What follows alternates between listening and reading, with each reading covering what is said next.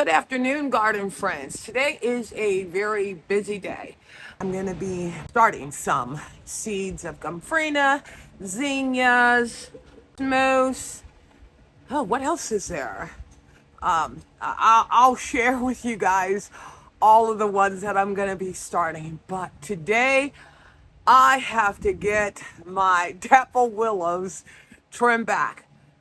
Guys, I swear, it was just nubs the other day. Now I have the leaves opening up and I need to be able to get in there, get it shaped, and all of the little spindly branches out of there so that it can be its beautiful tricolor for the spring and then throughout the summer. So let me turn the camera around. Let's go on over here and I'll walk you through the process of me shaping up my dapple willow. Okay, so I'm gonna have to be a little careful because of the growth that is on here. I'm not going to be able to cut it back as far as I normally would, but the goal is to shape it up and then, like I said, get the spindly branches. Now, had I done this at the proper time, I could have cut it all the way back to here, but I'm not. So, like I said, I'm going to get in here and get the spindly branches cut and then start shaping this up.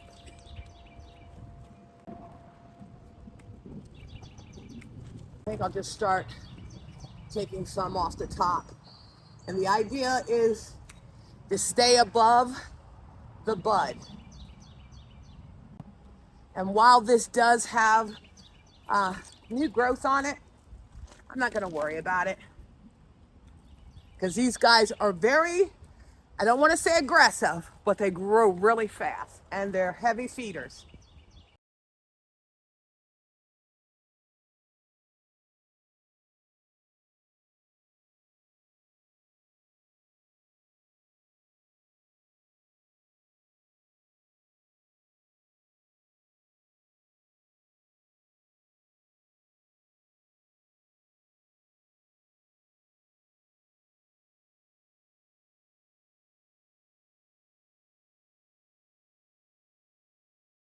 Let me go ahead and get this finished, and then I'll get back on and show you what it ends up looking like, and then we'll go to the second one. All right, guys, this is what I ended up taking off of the first dapple. And I ain't gonna lie, I got nervous, but let's take a look at it for everything that I end up cutting off. Do you see that? And it would, if I had done it at the right time, it would have been even smaller than that. But I did. I got a little nervous cutting so much off. But like I said, these guys end up bouncing back so quickly. It isn't funny. And I think the shape of it is going to be really nice. So let's go on over and get that one done. Now the premise is the same thing. I'm going to go in here and cut a nice portion of it, thin it out. Now the one thing about this one, and I think because of last year, how it grew, I love how the trunk is. And I'm trying to make the other one like that. But let me go ahead, get this guy all done, and then we can go in and get some seeds planted. Okay, so the second one is done. Because this one I did better last year in trimming, it shaped up really, really nicely. I just made sure that any of the crossover branches, the other tree had a lot that crossed over, so that's why it's more open inside. But these guys are going to look gorgeous. I'll put a picture of what they looked like last year. All right, so let's head on in to the garden shed so I can go ahead and get these seeds started. so these are a couple of the flowers or the seeds that I'm going to be getting started. And a lot of this is for my cut raised beds. So zinnias are going to be the star of the show. And my cosmos, let's see here. Let me show you the zinnias. Okay, so I got Salmon Queen. I got Ice Queen. Isn't that gorgeous? Violet Queen. And then this is from Sherwood Seeds. They don't have a photo of it, but this is called Queenie Mix Giant Zinnias. And then this is from Eden Brothers. And this is Queen Lime Red. I think that area is going to look gorgeous. But I'm also going to be planting up some more of my dwarf sunflowers. I love those. I've just never been a big fan of the giant ones. And then these guys end up having multiple flowers on them. Just like the dwarf Incredibles. And then the dwarf teddy bears. I love these because, and then I also got some Zinnia Barney Carmen Rose. So that's sort of the theme that is going to be in the bed. I got 10 cells that have 12 in them. I'm not going to be doing as many seeds for my annuals as I did a couple seasons ago because I just want to be able to plop them in. And then, like I said, especially the zinnias, that is strictly for my cut flower area. Oh, and then the other thing that I'm doing in preparation for the project that we are working on later on in the season, I am propagating some lavender, and I believe this is the English lavender. God, this smells so good. So I got, I think, 10 of them that I'm going to be propagating. So using my Miracle Grow seed starting potting mix, go ahead and get it wet.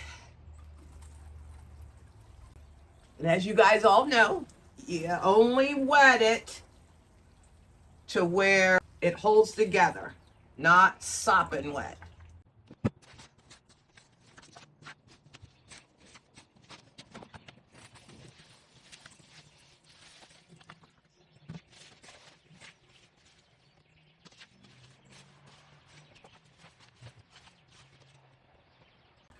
You know, I think I'm going to start filtering this potting mix. I'm finding like a lot of sticks in it.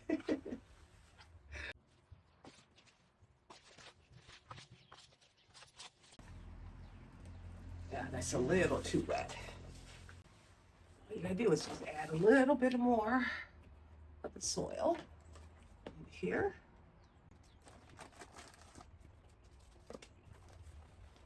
Oh, and the one thing that I'm going to do is I'm doing a combination of both.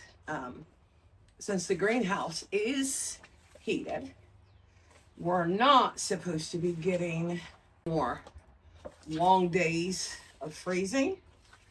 I'm going to just go ahead and put these right in to the greenhouse and let them start to grow that way, because they'll get more than enough light and also warmth. Yeah, that's still just a little too wet. So I just got the clear 12 cell containers with the bottom trays. And then they also have the domes.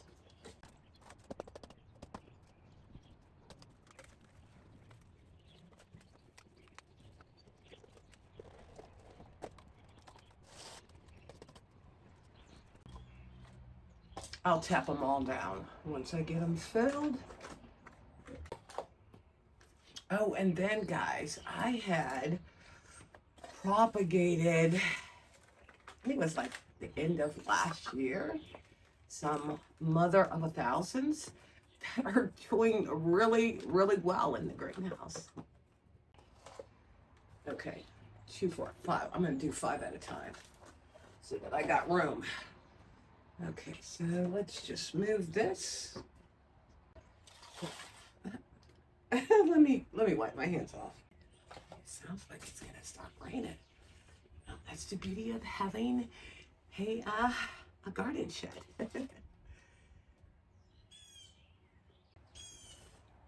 Make sure I got a pin. The tags. Okay, so what I'm gonna start with first is the ice queens. Okay, so let's just tell you a little bit about the ice queen.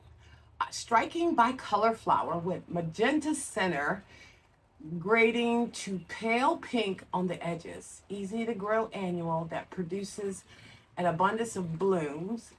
Its elegant double flowers make for stunning bouquets. Now this will germinate in 7 to 10 days. You like the soil at 75 to 80, which that'll be nice in the greenhouse. A full sun, plant depth, a fourth. And it says for early blossoms, start seeds indoors 5 to 7 weeks before last frost. And I think our last frost is April 10th. So, oh yeah, it is raining. Okay, and these seeds are not small.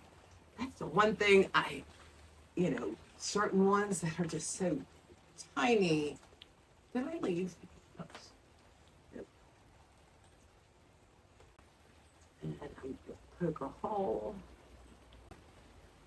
Some of them have more than just the one in it, but this is ice cream zinnia. Of course, they ran out of ink. I had to go inside and got caught in the rain. I need to change that up. So, ice queen. Oh, and I got some good news, guys. I was asked to be in this year's Keep Smyrna Beautiful garden tour again. And I'm so excited because the garden has changed from when we participated in it in 24. So people are going to be so surprised with the changes that we made. What I'll do for those of you that are in Georgia or even South Carolina, if you want to make the road trip, I'll put the link on to where you can go ahead and get tickets. There are 5 homes that is pretty much in the same vicinity to be able to go visit. And from what I hear, it is going to be a nice selection of gardens to visit. Okay, so next we are going to do the salmon queen. And the specs on this one, a showstopper in any garden. Salmon queen zinnias feature large, full, double blooms in a stunning salmon pink hue. Its sturdy stems make it excellent for cut flowers, and its vibrant color attracts butterflies. And as you guys know, I'm all about bringing those pollinators into my garden because, I believe in doing whatever I can to help our ecosystem. Oops, didn't need that many. On, just to make sure that there's good coverage. Okay. Salmon queens. The next step is going to be the violet queen. Zinnias are not a fan of being transplanted, but it started indoors, sow in cow pots to prevent root shock. Transplant or direct sow when temperatures above 65. Before your zinnias begin to bloom, pinch them back by clipping the bud at the lower node above the other branches. This will multiply your blooms. So, and I know when I transplant, I dump it out so that the entire cell empties. You guys hear that?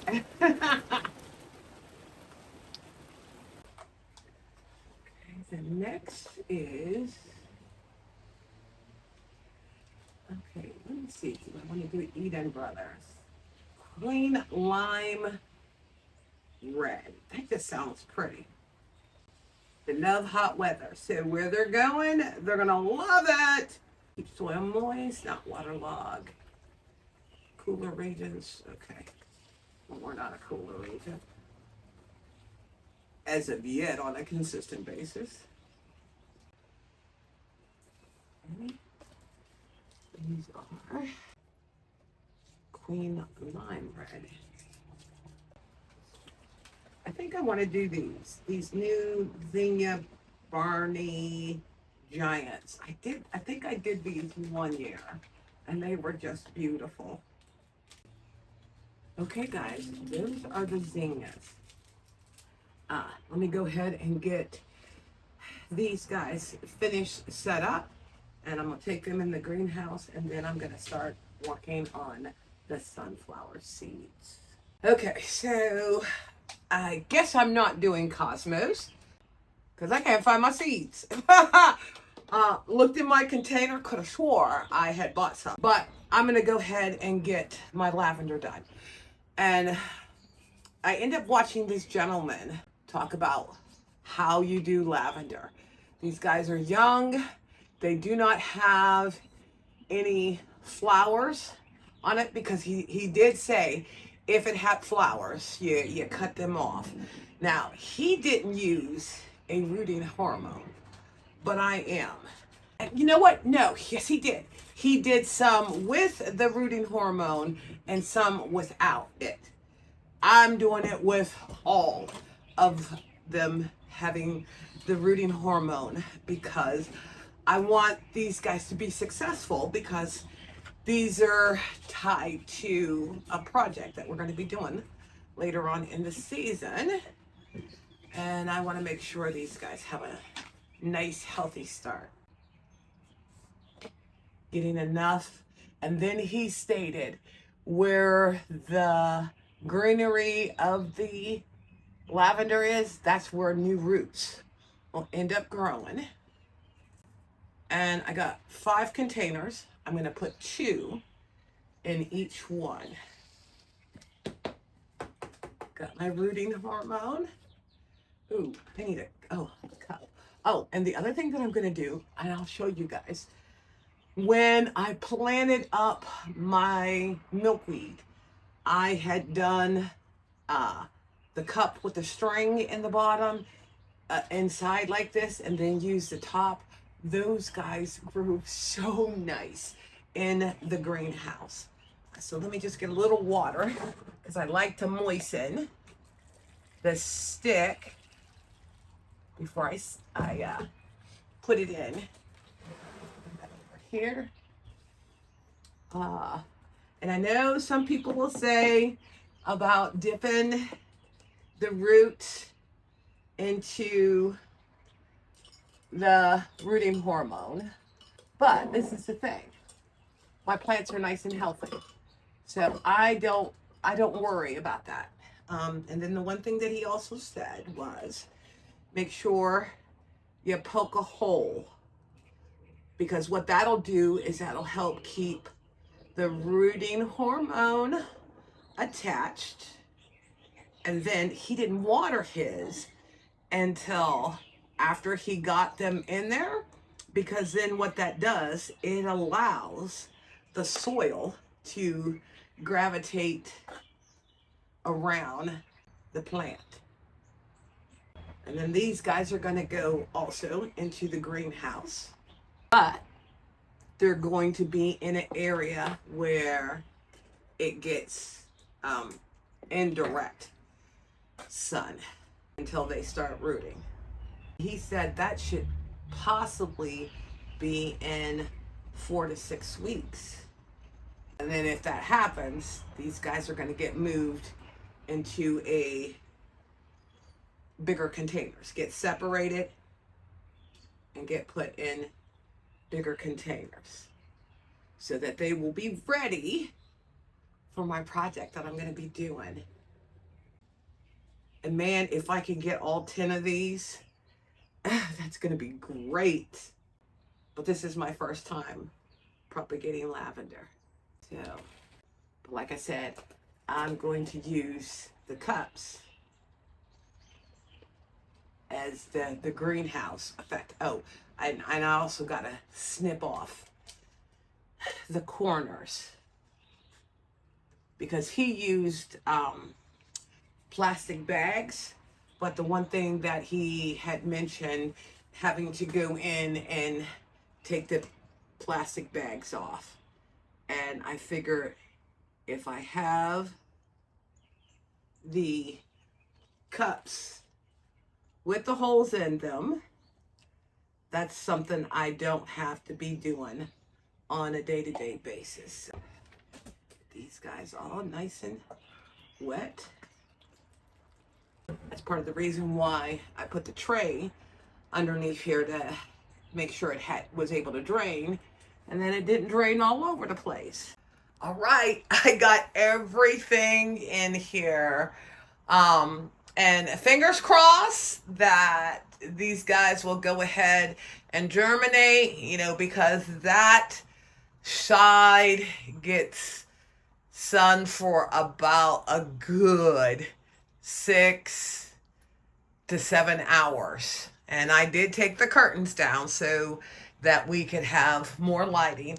And there is my lavender. Now that is on the bottom shelf because it said no direct sun. And with the raised bed behind there, that'll end up blocking. But for the rest of these guys, they should do well. And then guys, look at my butterfly milkweed. They're doing so well. And these were the ones that I had the lids on. And it's a little green because I forgot to come out and take the lid off when they started to grow. But then this was something else that I did. I propagated these mother of 1,000. They were just these, some of them have taken, some of them haven't. I mean, just the littlest seeds. But these guys have gotten really, really nice, and they're beautiful. And their color, and that's why I have these guys. I'm going to transplant them into these little containers, and I'm thinking about doing a Mother's Day gift for some of my garden friends. I also wanted to share this side of the greenhouse. Someone had asked what it looked like, and you know, I'm also propagating house plants too. I think I'm going to have to move those pythos because it just might be getting a little too much sun. And then I got some baby spider plants that I'm propagating, and then of course my succulents, and then I have a fern down here along with my books, you know. But this is so nice to be able to work in here and get, you know, things done up. Now another thing that I wanted to mention, the other shelves and some areas down here, I'm going to be bringing out the spring flowers that I did from seed. My, what did I do? It was stock flowers. I did lithianthus. Oh, all of those guys are going to come out here now that we are starting to get, you know, better weather. And, you know, this was my goal in regards to the greenhouse. While I have a seed in here, that seed is for me to be working, okay? And making sure that, you know, I have, you know, adequate room for whether I'm propagating or starting plants from seed. based off of my needs. You know, I don't need, you know, a big greenhouse for what I am doing within my garden. And I think this ends up working out perfect for me. Okay, so between getting my seedlings done, me propagating the lavender for a bigger project later on in the season, getting my tricolored dapple willows trimmed up. Well, guys, thank you again for visiting Inspiring Garden Corner. And if you enjoy my content, please consider liking, sharing, and subscribing. I so appreciate it. And one more thing, as a reminder, I will be putting the link for Keep Smyrna Beautiful in the description. So if anybody that is in the Georgia area want to come and see the 5 amazing gardens, the information will be on this site. And those of you that are possibly in South Carolina, come on down. Look forward to seeing you next time and hope you can get into your garden.